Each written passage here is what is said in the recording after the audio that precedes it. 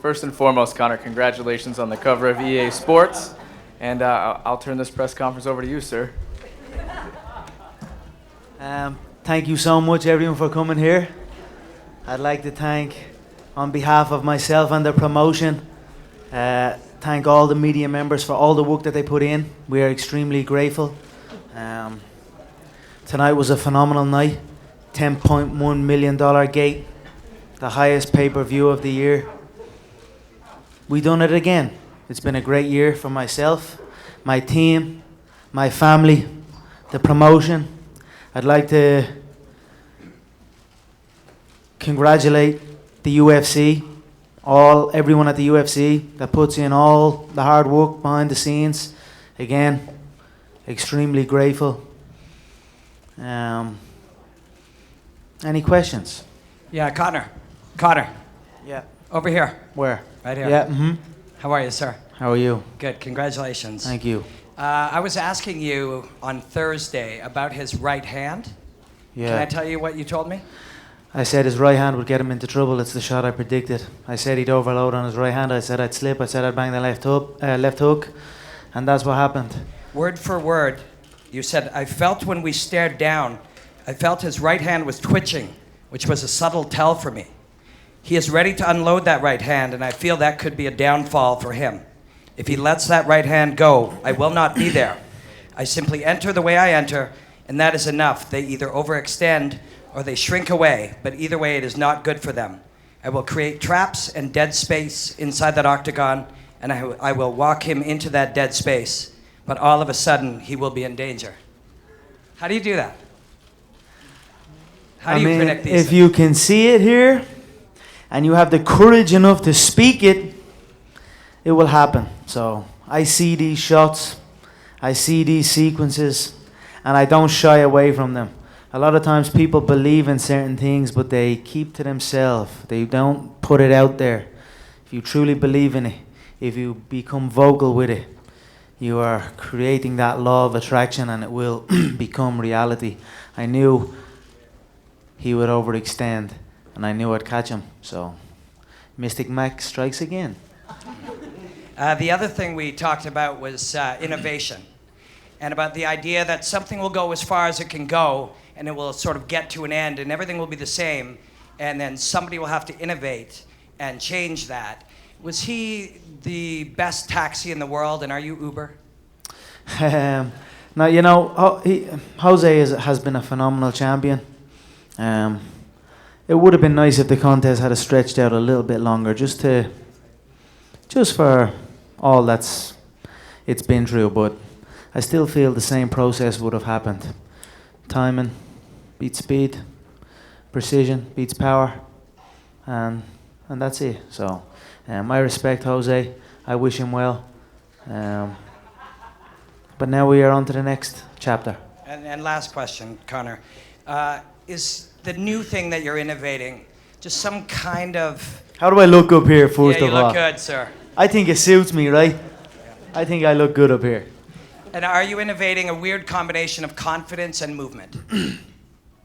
I've always been fascinated by movement, and you know, I always look at people that can move in unusual ways and have complete control of their frame. I don't see them as people that just have control of their body and control of their frame, but they have control of their mind to be able to go into certain positions and balance on one hand, or in unusual positions. To be able to do that, you don't just have control over your body, you have control over your mind. So it's always been something that's fascinated me.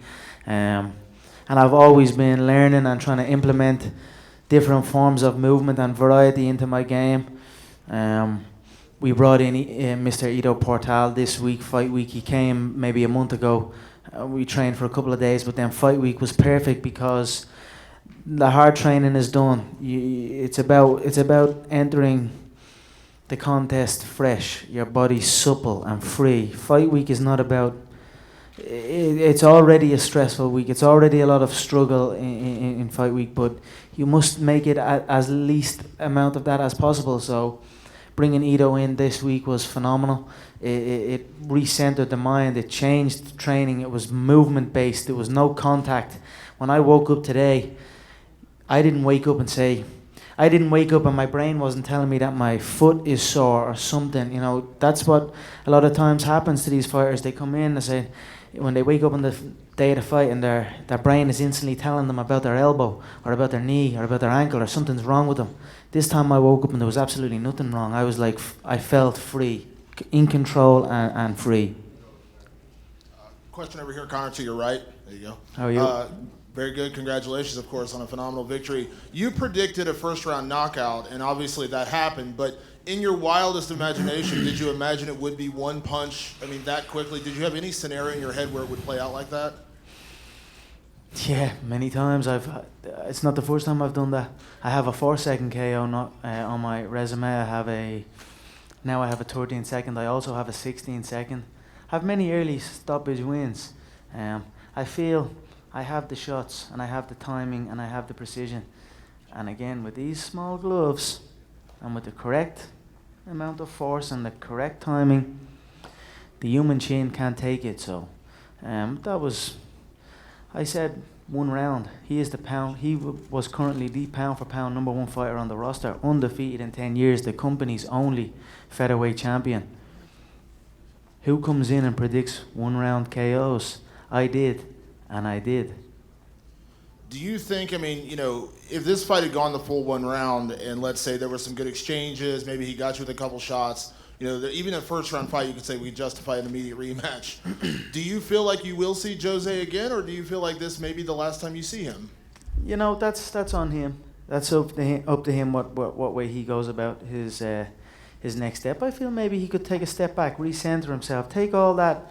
Because you don't understand, like I said before, and I've said many times, it's not the same when you sign to fight me. It's a whole other ball game. It's a completely different pressure bubble you're under. And he felt that, a guy that's been on top so long, 10 years undefeated, the company's only champion, but he felt the pressure like he'd never felt before. That's because he was facing me. But what happens is when they show up and they face me and they man up and do it, they become re-energized. Look at Holloway, look at Poirier, look at all these people. When they show up and they come through it, they become better individuals. So I think Jose should go back, regroup, maybe get back in line for a #1 contender spot, and we'll go from there. I know the option is there for the 155-pound belt. I'll sit and I'll watch this.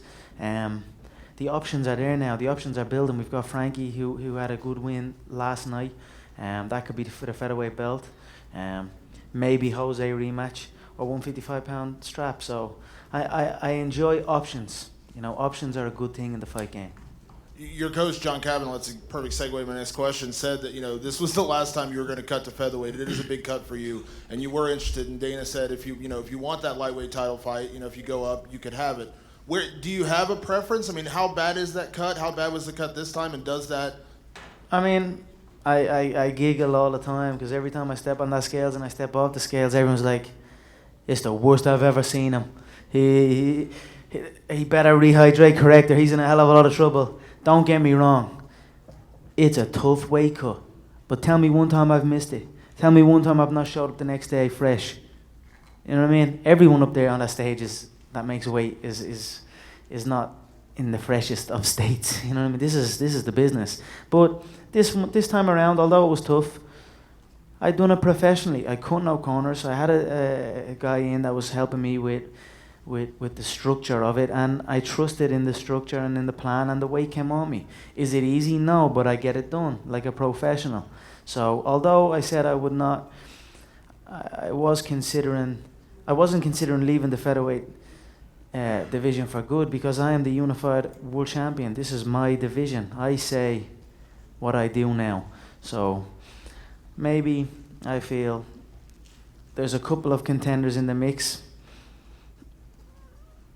Let them maybe compete against each other while I go up and take the lightweight belt. Allow a contender to emerge and go back down and take out that contender, and then go back up after a lightweight contender has emerged and take out that contender. That was what my career path I felt was taking shape. Now Frankie had a good win yesterday, so he could probably climb up as an early contender already. So we've some options, we've some decisions to make. But most certainly I'm looking to replicate what I have achieved in my previous promotion, a two-weight world champion, held consecutively. I said I would do it, and I will do it. And my last question, you know, Jose Aldo, you said it. Everyone said it. Number one pound-for-pound fighter in the sport. You knocked him out in 13 seconds. In your head right now, Conor, are you the number one pound-for-pound fighter in the sport now? I believe so. I believe there are many great fighters. There are many people who do great things. But when you combine it all together, when you combine the whole package, the whole animal that is the fight game, I don't think there's nobody that does it better than me. I think I am the pound-for-pound number one. Over here, Conor. Do you consider this your first title defense, or do you look at this as now you're the champion, the real champion the whole way? Yeah. I felt like I was always competing for a belt. Like I said, two-weight world champion I came into this promotion as. So in my mind, I was defending my belt on the debut and every other fight. So it's nice, you know, they called it a fake belt, interim, toy belt, clown, joker, all of these things. So I'll go back and I'll sit patiently and wait and hear what they have to say now.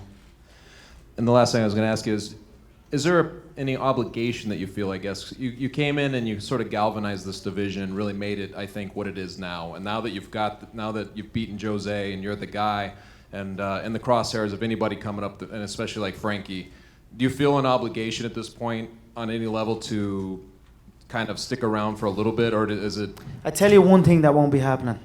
If I go up to that lightweight division, there's no way in hell that I'm vacating my belt.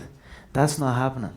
There'll be a belt on one shoulder and a belt on the other shoulder. I understand why previously they would have fighters do that, because many fighters don't fight as frequently as I do. Tell me how many fights I've had in the past year. You know what I mean? I'm busy. I stay active. I'm fresh. So when I go up to the lightweight for that lightweight belt and take that lightweight belt, I will still be the featherweight champion also. So I will be a dual weight champion. There's no going up and vacating. The belts will still be active because I am active. I am as active as any of them. So there's no problem with that. So there's no vacating. That's not happening. Conor, you famously proclaimed that you were going to be here. You've seen it happening. You knew what was coming. But, you know, you've been carrying the nation of Ireland on your back, all these things. Now that you're here and you actually got it done, have you had a chance to soak it in a little bit? What is the emotion? I tell you what, I've been soaking it in all week. On that weigh-in yesterday, I wanted to stay on the stage. I smiled and I just took it all in and just looked. I took an extra second. The same out there, I just looked down and said, this is my home. I feel at home here. And all through the week, I'm watching videos of the Irish going crazy throughout Las Vegas and all these videos that are popping up, the Q&A that they've done with Holly and all. I mean, the Irish fans, you can't beat them. We are making this sport what it is today, and to be giving my countrymen and women these occasions that they'll remember forever, and the fact that they're doing us proud out here, and the whole world, the eyes are on the Irish right now. The whole world is looking at our country, so I'm very, very proud of that, and I'm very, very grateful. This guy's been kind of your bitter rival for the last year. I mean, there's been such a build-up. After it was over, it seemed like you were pretty cordial and you were trying to speak to him. What were you trying to say to him? You know, there was a lot of stuff said, different, you know. What I said was, I says, look, we can go again. You don't like this. Although it's a nice feeling to get that knockout, it's kind of not nice as well. You know, you can see what's happening around, and you don't want to see the current or the only champion in the company's history going out like that. So I had a little moment where I felt sorry for Jose. It's been a long road, and I appreciate that he showed up here and made the journey out here. Because I've no doubt, I'm sure there were options to pull, and this time there were options to pull like the last time, but this time he stuck around, I'd imagine. So I just said we can do it again, but he was off in his own world, I believe, and they are probably still resentful and bitter towards it. But like I said, winners focus on winning, losers focus on winners, and that's what their whole camp have been doing this whole time. They've been focusing on me and what I've been doing and what I've been saying. But I've also been focusing on me and what I've been doing and what I've been saying. That's what winners do. Winners focus on winning, losers focus on winners. not a lot of the fight to break down. But can you help us understand your emotions, your mindset? I mean, this is a big thing that you've been building towards. That 13 seconds that unfolded. What was going through your head? And I mean, did you see things playing out? Was it just muscle memory, instinct? How did it all play out? I just felt he'd load up. I'd give him a little shot, give him that pressure, almost like get that recoil. And then he loaded. I pulled, banged the left hand. It was clean, no power, no push, just pop. Precision, timing. That's it.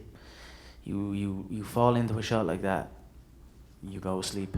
And last question for you, Conor. It doesn't sound like the weight cut is going to factor into your decision. So how will you make the decision of what the next move is? Is it about who wins at 155, which matchup sounds more interesting? How will you make that choice? I'll give it some time. I'm still here, and I'm on, you know, it's Christmas. I'm thinking right now Christmas. In the fight game, when you travel around for so long and you're either making weight or you're doing something, but Christmas is taken from you many times. This time Christmas is not taken from me, so I get to go home. I've put in a hell of a lot of work this year. It's been a crazy, crazy year for me.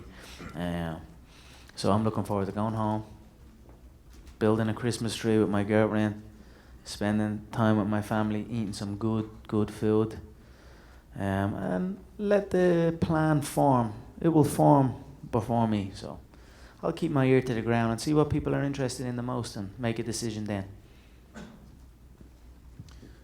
Once again, congratulations, Conor. Sorry. Congratulations. In the last month, you've had Ronda lost. She was a 20-1 favorite, undefeated champion. Tonight, Chris lost. He was an undefeated champion. Jose hadn't lost in 10 years. What does that say to you about now that you're on the top and everybody's going to be shooting at you? Does that give you any caution or any pause that you have to consider? Again, winners focus on winning. Winners focus on what they can control. You keep getting asked, did you learn anything from Ronda or did you learn anything from other people? But although I learned from watching the contest and the technical aspect of it, I focus on me and what I'm doing. So I feel at the top. I already felt at the top before tonight. So I'm confident going forward that nobody can take what I bring. What do you feel from a business standpoint is possible? I mean, you know, there's always been this thing when you talk about MGM, you know, gates are 6-7 million. Those are huge gates. Now tonight you did 10 million. 10.1. And even Dana said the other day you couldn't get over 9, and you did 10.1. What is possible in terms of where you take this thing from the business standpoint? What did Floyd Manny do? Sorry, say it again. What did Floyd Manny do? They're at 4.6 million. No, that was bias. I'm talking about gate. Oh, 72 million gate. 72 million gate. We done 10.1. I'm catching up. I'm only 27. Them old motherfuckers are 40 before they got that on. I'm only warming up. So I said to Lorenzo and I said to Dana, I'm bringing these big numbers. I'm bringing these $500 million revenue numbers like the Mayweather-Pacquiao fight done. So at 27 years of age, I stand here as the unified world champion, back-to-back gate records in the MGM. This is trending as the highest pay-per-view. Sholler, I believe, said of all time for the UFC. So at 27 years of age, with every record in the book, with weight divisions above ready for me to go at, super fights left and right. Tell me one other champion that's been like that. Every other champion gets a belt and they don't want to go up or they don't want to go down. I'm going straight up. So I'm bringing these big numbers and the sky is the limit. And I guess just in that vein, you know, when you think of the Mayweather-Pacquiao fight, it was because it was 6 years. People wanted to see that for such a long time. There was some hook to it. And it would seem to me like the dual championship would be the hook for you to be able to kind of get that type of thing. Do you feel like that is it, or is there a specific opponent that, you know, people may think that will be more than just the hook of, say, another title? Yeah, well, there's many ingredients to form that what it was. But like I said, 27 years of age, this can happen. Anything can happen. I could go up unified, or I could go up and take that lightweight belt. Maybe Jose make a run back, and maybe people want to see that again, and it just builds and builds. Or, you know, things change and things grow in the fight game. So these hooks appear, and we capitalize, and that's what we do here at the UFC. All right, Conor, once again, congratulations. This was not only just, you winning the title, but with 13 seconds, this beat Ronda Rousey's 14 seconds for the fastest UFC title fight ever. How do you respond to that? Is that something that you thought about when it happened, or is this? I certainly didn't think about that when it happened, but I do enjoy the numbers. I make no secret of that. I do enjoy breaking records, so I'll add that to my list of broken records. And this was a great night for you. Unfortunately, this week hasn't necessarily been as great for some of your teammates. Gunny Nelson, it didn't go his way. Same with Artem Lovov. What did you think of their fights, their performances? I was absolutely heartbroken watching Gunnar fight there. He's so, there's so much to do with the game now. It grows and there's a lot more to it. He experienced his first more extreme weight cut as well this time because he's naturally grown into the welterweight division. So there's many factors in it, but that wasn't the true Gunnar Nelson out there. He's there and he has every shot and every movement in the book.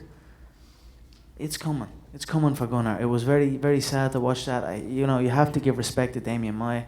I feel the early exchanges were more of what Gunnar is capable of. Damian had that body lock, Gunny had the overhook, and that little foot lock trip, and ended up in top position. It was a beautiful fight. Hats off to Damian. Gunnar will be back. He'll grow with it, like he did previous. So, the Artem fight. Artem has been with me from the beginning. Also, what he done in the Ultimate Fighter House after being with me in Las Vegas for the last camp, to go in back to back KOs. To watch that fight play out as well was very upsetting because it wasn't truly a fight. If you beat a guy, beat a guy, but respect to Ryan as well. It was a great weekend for myself. It was a mixed up and down weekend for my team, but as my coach says, we win or we learn. So we will learn, we will head back to the gym, we will enjoy every sequence that happened over the course of this weekend, and learn and grow from that, and add to it, and implement these lessons in our game. And just final question, like you said, you want to keep your eye on the title fight between Dos Anjos and Cerrone. Who do you see coming out on top in that fight? I don't know. I haven't even given it a second thought. It doesn't really matter. I'll keep my ear to the ground. I'll see what kind of numbers we're talking. It's not even a pay-per-view card, so the division is struggling big time. The division needs me. I don't need the division, so I'll play it by ear and see. But I am emotionless to who comes out victorious. Conor, your people are so important to you. What was it like for you, at the introduction, right before the fight started, and hearing the support, and then also, don't you want to take a fight back to Ireland? If they offer me a Crow Park, or if they offer me the football stadium, you're damn right I'm going to take it. Can't you demand it? Maybe I can these days. Maybe I can. But like I said, I'm going to sit back in the shadows for Christmas and plot. And then I'll come back in the new year with something for you all. The importance of your people, though, tonight. I am extremely proud of my nation and extremely grateful for all the people that come over here and travel for me. Like I said, the fans all week have been amazing. The whole world has seen the Irish and the support they have for myself and each other. And that we are good people. We just like to have a good time, no trouble. We just want to have a good time.